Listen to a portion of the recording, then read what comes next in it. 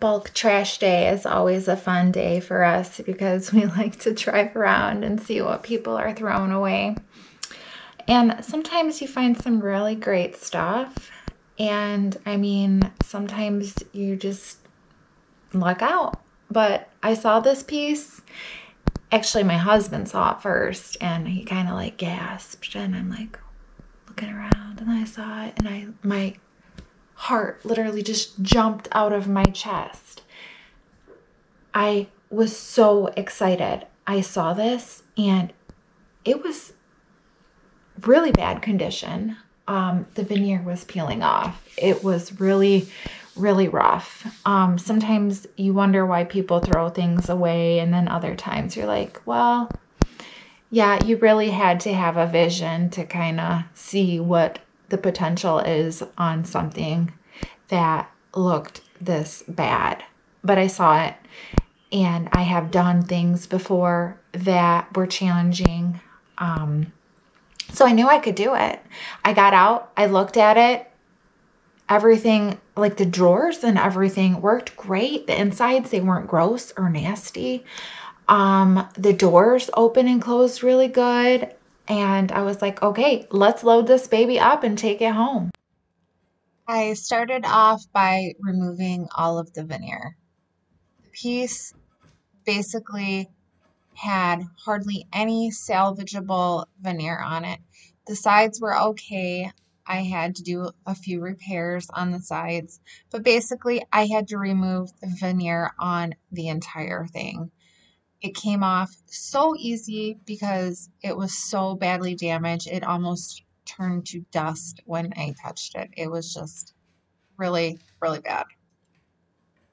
Most of it came off with minimal effort, but there were some areas that were kind of stuck on there, and I needed to get the scraper out and just kind of pry it off. Not only did I take off the veneer, but I took off the underlayment piece that is below the veneer to expose just the wood piece that is all glued onto.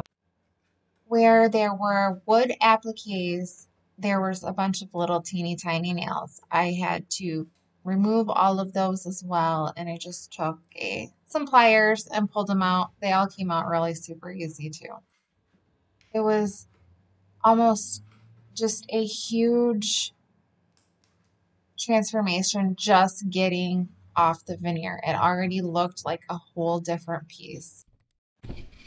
So I'm using wood Bondo, and it is one of my favorite products. It is my go-to for making repairs in veneer or in the wood. I feel like it's so super durable. It's a two-part mixture, and you just add a tiny bit of the hardener to the putty and you mix it up really well, and it dries super fast, so you kind of got to work quickly to get it on your piece. But that is also one of the reasons why I love it so much, is because it dries super fast. I'm not a very patient person, so when I'm able to find a product that I'm able to use and its dry time is quick and I'm able to move on to the next step of the process, I'm really satisfied with that product. This is also very hard. It's very durable. The only thing about it is I don't like that it is not stainable. So just be prepared if you do use this on a place where you are planning on staining. It will not accept stain. So I didn't want to remove all of the veneer off of the side. So I just used my wood filler so that way I could repair the areas that didn't have the veneer. I just pulled up a little bit and then I sanded everything down, and in this footage here I am just applying my wood putty or my wood filler Bondo on with a popsicle stick. And then I'm going to go back and I'm going to sand it all down to make it as flat and level as possible. Just remember, when you are doing this, if you can feel it, you are going to see it under your paint. So I'm using an 80 grit sandpaper and my orbital sander. 80 grit is usually the lowest I will go on the grits because I feel like anything lower will damage my wood. And then I move up to a 120. Sometimes I'll go a little bit higher to a 180 grit sandpaper just to get everything really super smooth. And then I also sanded down all my repairs I made with my wood Bondo just so everything was even and flat before painting. I am not all about just making money on furniture. I am also about saving furniture, recycling, reimagining things, and just giving something a new life. This piece has been around for, it's probably pretty close to being an antique if it isn't one already. Antique is a item that is 100 years or older. So if I had to guess, I would say it is right around there. And even after being just literally just let to die, it is still an amazing quality usable piece. And that is what I am about. I am about bringing furniture back to life, giving it a new use, letting a family love it again. And it's not always about money for me. It's about saving it. Like, let's save it. Let's do something amazing and keep it out of the dump. I have this Amy Howard brand clean slate product that I'm going to use to clean everything. I don't love this stuff, but I have it, so I'm going to use it. It just reminds me of like mineral spirits or something like that. So just cleaning everything up prior to painting. And I'm trying something new on this piece. There were some really bad watermarks and some stains on the top. So I'm getting out some Barkeeper's Friend, and the ingredient in this that is supposed to remove the watermarks is oxalic acid. If I'm saying that right, I'm not sure. But I'm trying this out for the very first time. And to be honest with you, I'm not really sure what I'm doing. I'm just kind of rolling with it and winging it and putting it on there and scrubbing it in and wiping it on, wiping it off, trying to see if I can lighten these stains. I scrubbed at it for a while, and oh my gosh, I was so amazed at how well this worked. And at first, before it had dried, it didn't seem like it was working.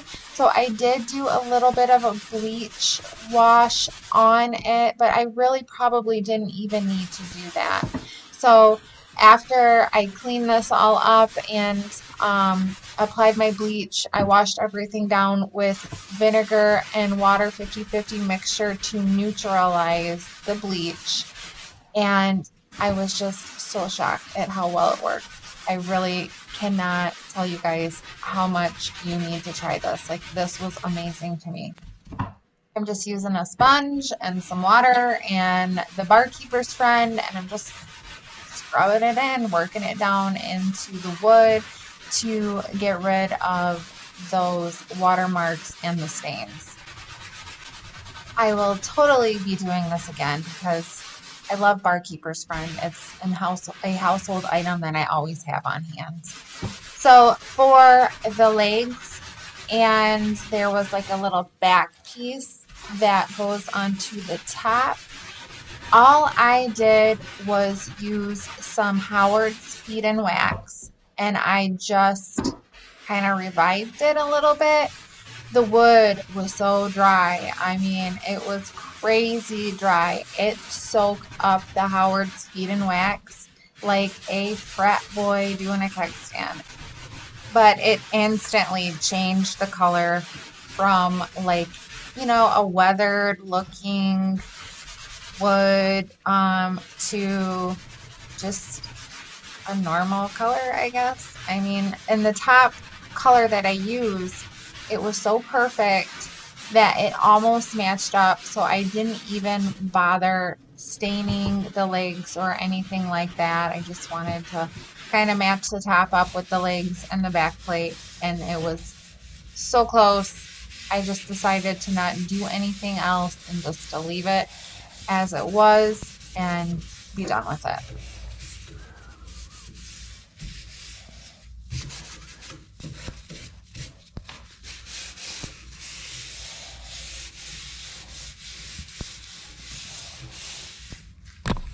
Posted before pictures and during pictures and after pictures on some Facebook groups for painted furniture.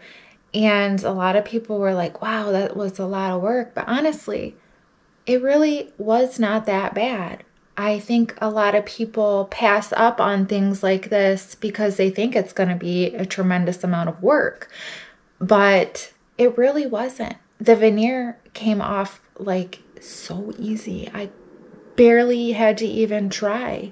It just pulled right off. And that probably is something that scares people, is taking off veneer, or just like the whole state of the way this piece looked. It had been just pretty much neglected for years and years. Okay, so this is where I filled with Bondo, and this is the veneer. I was hoping this wasn't going to happen, but I had a feeling it was going to. And I should have just taken the time and stripped off all the veneer, but I didn't do that. So I'm going to try and seal this with a Rust-Oleum matte finish sealer.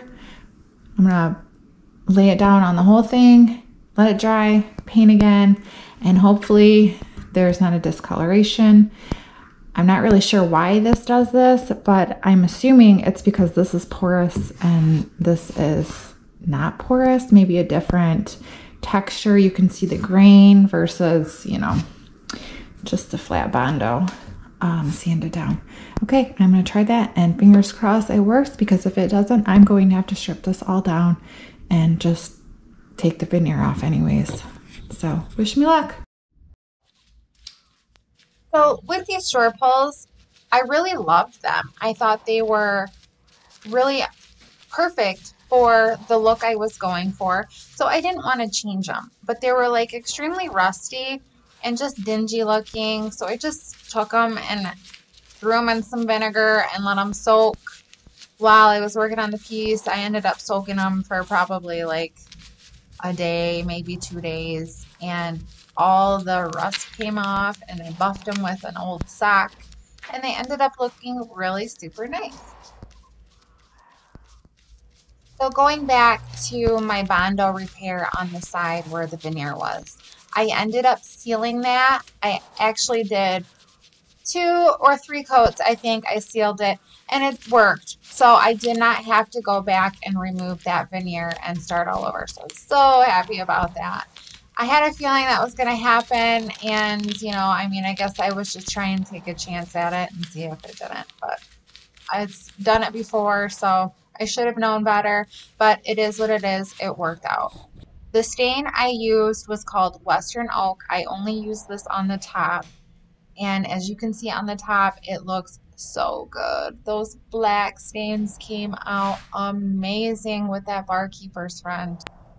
I had someone suggest doing like a wood applique or something on the doors, but unfortunately, one of the doors was just slightly bowed, just enough that a wood applique most likely would not lay flat on it. So I thought about it for a little bit, and I decided that I thought some Magnolia transfers would look beautiful. So I found these transfers, I think on Etsy, and they were pretty cheap. They were only like $12 or $13, you know, of course, plus shipping and everything like that. It was a smaller size package, so I did end up using all of my transfers. And with the transfers, you are going to want to wait like 12 to 24 hours at least for your paint to cure on your piece before you apply your transfer. That way, you know you are going to get a good adhesion.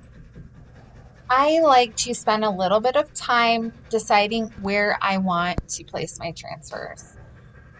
So once I figure that out, you just take some scissors and you cut them out and you remove the backing from the transfer. And it should stick okay onto your piece, but sometimes I will use like painter's tape or something like that to hold it up.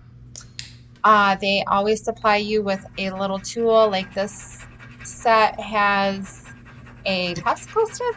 So you just rub it on and you just keep going, and then you grab the film and you start pulling the film away, and the transfer will stay on to your piece of furniture. And if it's having a hard time sticking on there, you just take your popsicle stick or the little wooden tool they supply you with, and you just keep rubbing it on there until it does. They're pretty simple, especially on flat areas like this. Sometimes it gets more complicated when you're going over like curves or bumps or things like that.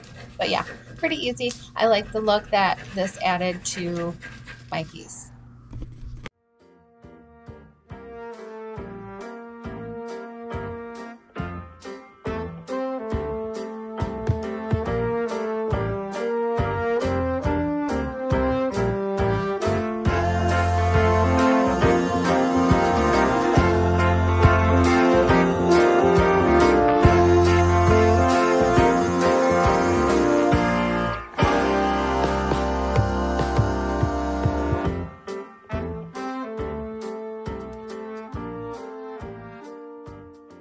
This one was one that I'm so glad I saved it, and it fit my car. So yeah, thank you guys for watching. And like, again, don't be afraid to try to save a piece of furniture. It might not be as hard as you think. Have a great day. Bye.